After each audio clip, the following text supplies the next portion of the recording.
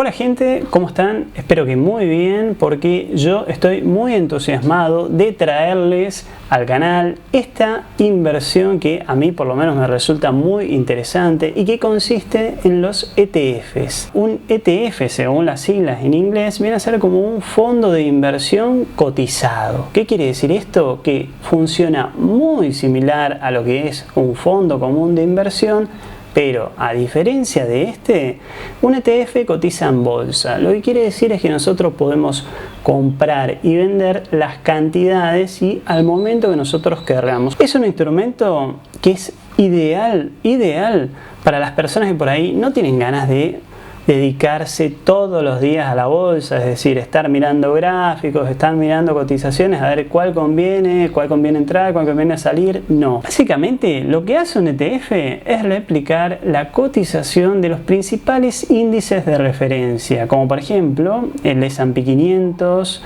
el índice de Russell, el índice de Dow Jones. Es decir, cuando nosotros invertimos en un ETF es como si estaríamos invirtiendo en todas las empresas que abarcan estos índices de referencia. La manera que nosotros tenemos desde la Argentina para poder acceder a estos ETFs es a través de los CDRs, así como ocurre con los CDRs de acciones de empresas norteamericanas o los ADRs de Brasil, bueno, lo que fuera. Lo hacemos a través de los CDRs y así como también ocurre con los CDR de acciones, el CDR de ETF también va a estar fraccionado en ratios. Esto se hace más que nada para facilitar el acceso a la inversión de CDRs de ETF, porque vos imagínate que la cotización de un ETF original vale, por ejemplo, $500, lo cual es una cifra que nosotros desde Argentina resulta bastante costosa poder acceder. Entonces, lo que se hace con el ratio es poder dividir ese valor en 20 unidades, por ejemplo. Es decir, si yo quiero acceder al S&P 500, en lugar de pagar $500, voy a pagar el equivalente a una 20ª parte de ese valor. Otro paralelismo con los CDRs de acciones, los CDR de ETF también van a estar vinculados al valor del dólar CCL, es decir, el contado con liqui, de manera tal de que nosotros vamos a poder mantener el poder adquisitivo de los pesos que nosotros vayamos a invertir, incluso en momentos en que nuestra moneda se vea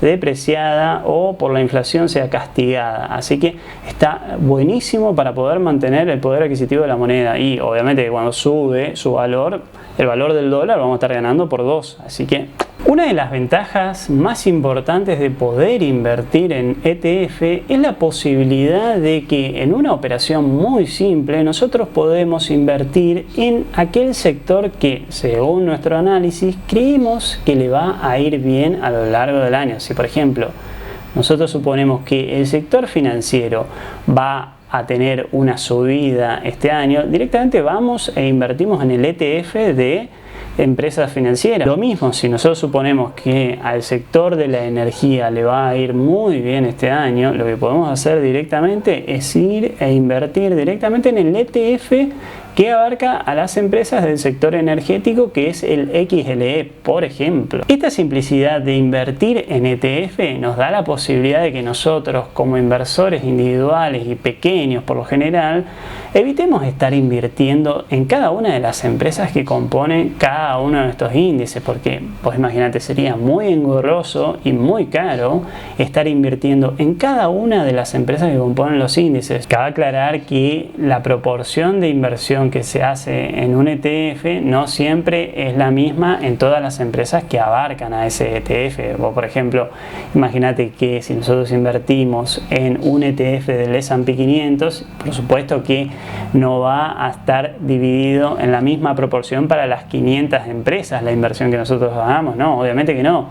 Va a haber empresas que van a tener una mayor abarcabilidad de ese ETF. Por ejemplo, Apple creo que abarca un 7%, Microsoft un 5%, si no me equivoco. El resto de las empresas van a abarcar proporciones bastante menores que las que abarcan Apple y Microsoft, por ejemplo, pero Esto nos va a ayudar a amortiguar cualquier caída que pueda llegar a tener estas dos empresas o cualquier empresa del sector tecnológico. Por último, también cabe aclarar que, al igual que los CDR de acciones, los CDR de ETFs son de cotización dual, es decir, que cotizan tanto en pesos como en dólares.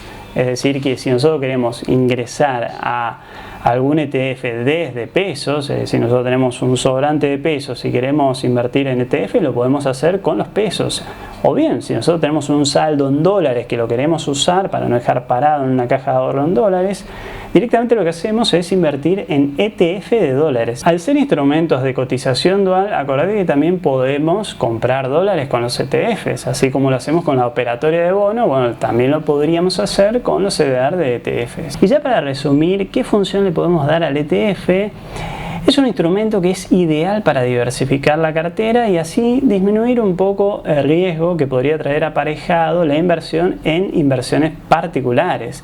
Pero la parte negativa que tiene el ETF es que las subas grandes que puedan llegar a tener empresas individuales se licúan entre las proporciones de los resultados de las demás empresas. Ahora lo que voy a hacer es nombrarte los 9 ETF que están disponibles para invertir en cualquier broker de Argentina, que es, por ejemplo, el S&P 500, que tiene el ticker de SPY y tiene un ratio de 20:1 y que es un índice que básicamente abarcan las 500 empresas más grandes de todos los sectores, ya sea tecnología, energía, comunicación, lo que fuera. Después tenés el Nasdaq, que el ticker es QQQ y también tiene un ratio de 20:1 y abarca a las 100 empresas tecnológicas más importantes. Después también tenemos el Dow Jones, que el ticker es DIA y tiene un ratio de 10:1 y abarcan a las 2000 empresas que tienen mayor potencial de crecimiento. Y después tenemos al EEM, que es un ETF que tiene un ratio de 5:1 y que abarcan a las empresas de países emergentes. Eso está bueno. Argentina antes lo integraba, pero recordemos que hace un par que ya fue directamente bajado de esa categoría. Después tenemos al XLF, que tiene un ratio de 2:1 y abarca a las empresas del sector financiero que te había nombrado, como los bancos, aseguradoras, crediticias, etc.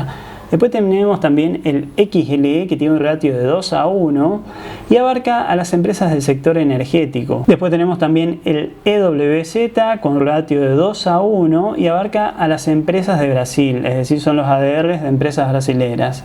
Y por último, al ARKK, es un ratio de 10:1 y abarcan a las empresas que invierten en innovación y robótica. Ya para cerrar, te quiero decir de que si te gustó el video, dale un me gusta y si te gusta esta clase de contenido, ya sabes, suscríbete al canal porque vas a estar recibiendo información relacionada con este tipo y también con hábitos que bien nos viene para desarrollar una buena calidad de vida.